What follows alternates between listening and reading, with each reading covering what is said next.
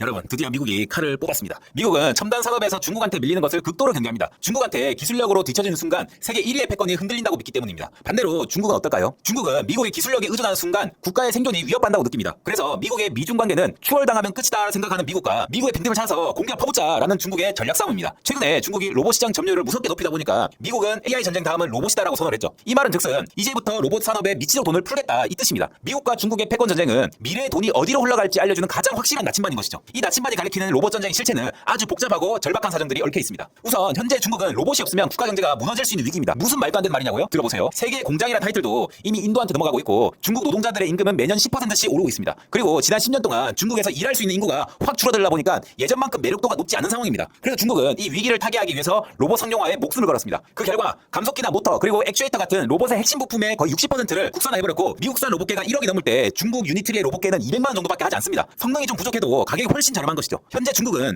드론 시장을 장악할 때처럼 로봇도 초저가 물량 공세를 할 준비를 마치고 있습니다. 이미 전 세계 신규 산업용 로봇의 60%가 중국에 설치됐고 중국 공장의 로봇 보유량은 미국의 4배에 달합니다. 그리고 휴머노이드 로봇 시장의 점유율도 세계 1위가 중국입니다. 실제로 현장에 투입된 이런 경험 데이터가 쌓이면 쌓일수록 로봇들이 똑똑해지다 보니까 이대로라면 미국은 중국을 따라잡기 힘들 수도 있습니다. 그래서 미국이 다급한 것입니다. 미국은 로봇 산업에서 두뇌는 최강이지만 치명적 약점이 있죠. 바로 로봇을 대량 생산할 수 있는 공장이 없다는 것입니다. 핵심 부품인 감속기나 액추에이터 같은 거는 일본과 중국이 장악을 했고 원재료인 히토류는 중국이 90% 이상을 쥐고 있습니다. 미국의 로봇을 뜯어보니까 중국산 부품이 쏟아져 나오고 있는 상황이라서 미국 입장에서는 자존심도 상하겠죠. 그리고 명백한 안보 위협이라고 느끼고 있을 것입니다. 그래서 미국이 로봇 산업을 국가 안보 전략 산업 2호로 지정한 것이죠. 바로 이 부분이 대한민국 우리나라에게 기회가 될 수 있다는 포인트입니다. 미국은 중국산은 죽어도 쓰기 싫고 일본산 너무 비쌉니다. 그럼 대안은 가격 경쟁력이 있고 품질이 확실한 한국뿐입니다. 이런 패턴 어디서 본 적 있지 않으십니까? 최근 미국이 전력망을 교체할 때 중국산 변압기는 쓰기 싫고 일본산 너무 비싸다 보니까 미국이 손 내민 곳이 바로 우리나라입니다. 효성중공업, LS 일렉트릭, HD 현대일렉트릭 이런 기업들이 거의 10배 이상 주가가 올라갔습니다. 지금 로봇 시장에서도 똑같은 평행이론이 작동하고 있습니다. 미국이 중국을 밀어내면 밀어낼수록 한국은 자연스럽게 세계 1위의 대체 공급망이 될 수밖에 없습니다. 변압기에서 찾았던 잭팟이 이제 로봇 부품으로 옮겨가고 있습니다. 이것이 바로 우리가 한국 로봇 산업을 주목해야 되는 진짜 이유입니다. 고정 댓글에 내년에 관심 가져야 할 로봇주들 싹 정리해놨으니까 꼭 참고하시기 바랍니다.